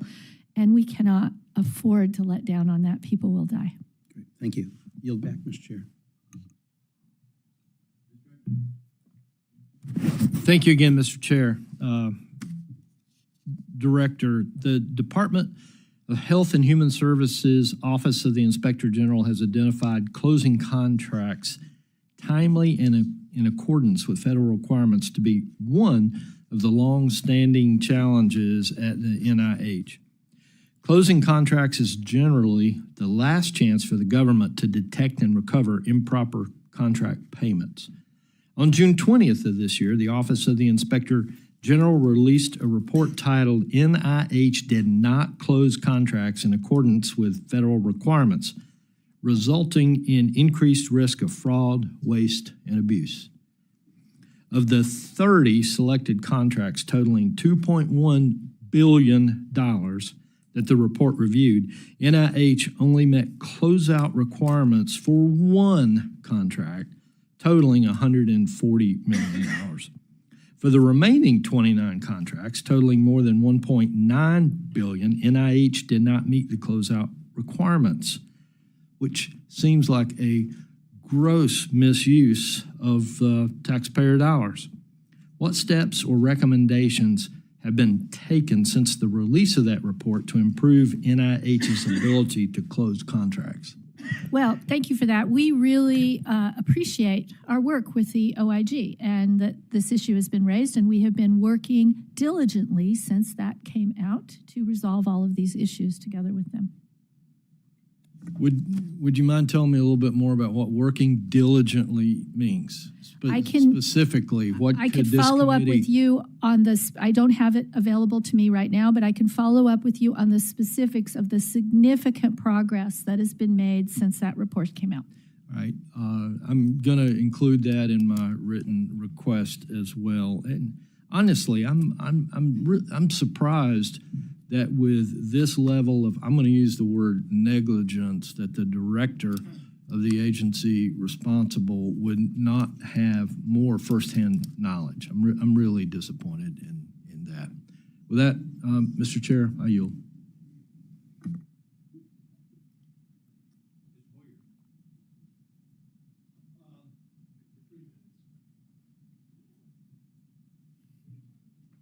There we go. I want to follow up on what Barbara Lee and also Mr. Pocan referenced, and I think we all feel, and somewhat the tenor of the questions that are made. I've been on the committee a long time. In the 80s, Dr. Lowe was the director of NIDR. Dr. Lowe made the representation. I'm not sure when NIDR was started, when the first year of that institute. But he said that in that year, that calendar year, we had saved more money than had been invested in the entire life of NIDR. Part of that was fluoride, obviously, but other improvements that were made in both diagnosis and treatment of oral health issues. I don't know whether you have your comptroller or whatever looking at that, but what I think you heard here from the skeptics, but we ought to all think of this, is making sure the American public understands the extraordinary return they're getting on this $50 billion. Because that is a huge amount of money. We do have a budget problem, but if we don't know, if the American people don't know what they're getting in return, how many years of life, how early detection on cancer, the difference it makes both in the lives of individuals and the economics of theirs and the country's. So I would urge you to sort of have somebody in the operation looking in that and do what Dr. Lowe said. Hey, yeah, we're asking for, I don't know what it was at that point in time, maybe $120 million, $150 million. He said, but very frankly, all the money for all the years, however many years it was, you get back in 1 year because of the reduction of risk, the reduction of disease, and the reduction of cost. So I just use my 2.5 minutes to urge that we try to respond to these because they're legitimate issues and they are subject to demagoguery. Yeah. And if we don't have that information, those of us who believe that this is an investment that is probably as good an investment as we make. So I can give you two figures that I know of today. One is that the return on investment for $1 of NIH funding is estimated at about $2.50 to our economy. So that's not bad. Not a bad ratio. Just the new grants given out this year, remember, there's grants, there's old ones that are already there, but just the new ones this year award new roughly 500,000 jobs. And that's just the people who receive the grants. Right. You know, what about all the support people and everybody else? That's the economic country. The economic. That's certainly one part of it. But the bigger part of it is what is saved by people not getting sick? What is saved by people not dying?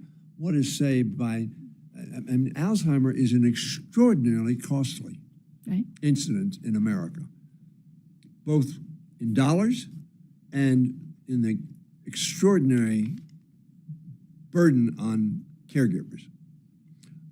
So what I'm looking for is really how much did we save because 10,000 people didn't die?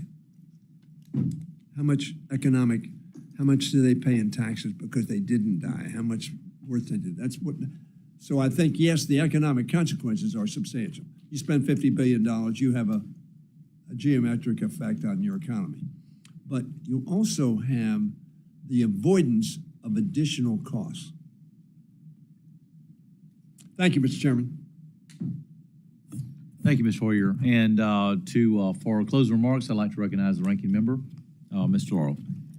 Thanks very much, Mr. Chairman. I have just a couple of comments, actually several comments. If we can investigate the pharmaceutical companies, we can deal with the pricing, Mr. Pocan, and we need to be willing to do that and deal with March and Reg. Before Ms. Pocan. Sure.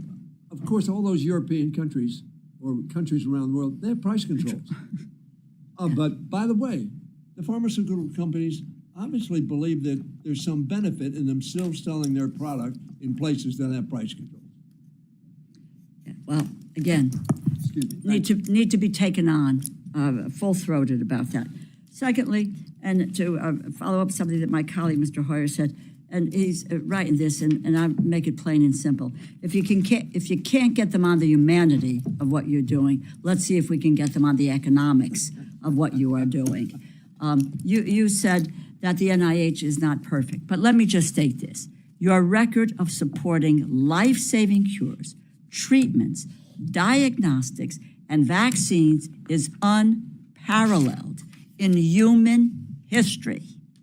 In human history.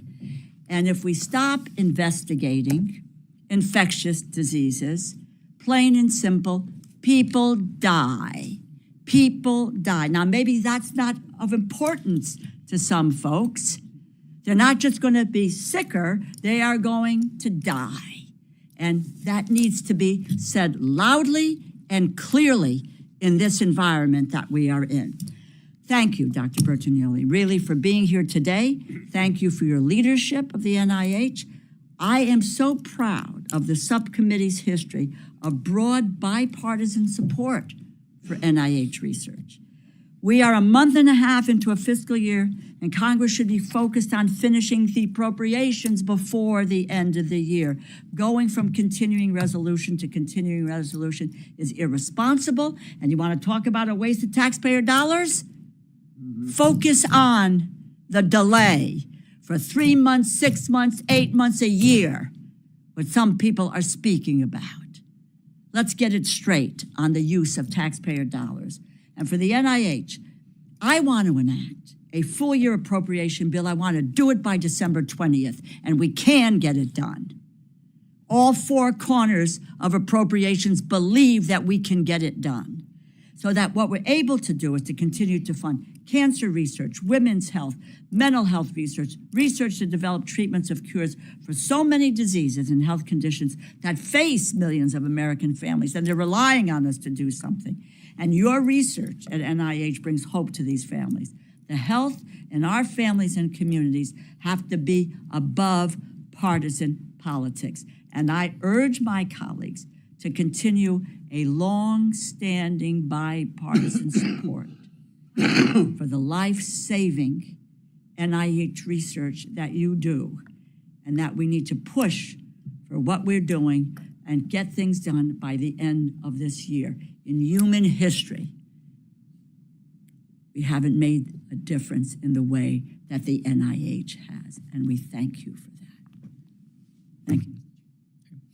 Well, thank you, Dr. Bertagnolli. It's great to have you here today. We do appreciate your service. I think it's been a very good hearing today, and calls attention to some issues. I think while we may disagree on some things and we'll call attention, I think it's helpful to make NIH better. And so thank you for your work and look forward to continue to work with you. And at this point, the hearing is adjourned.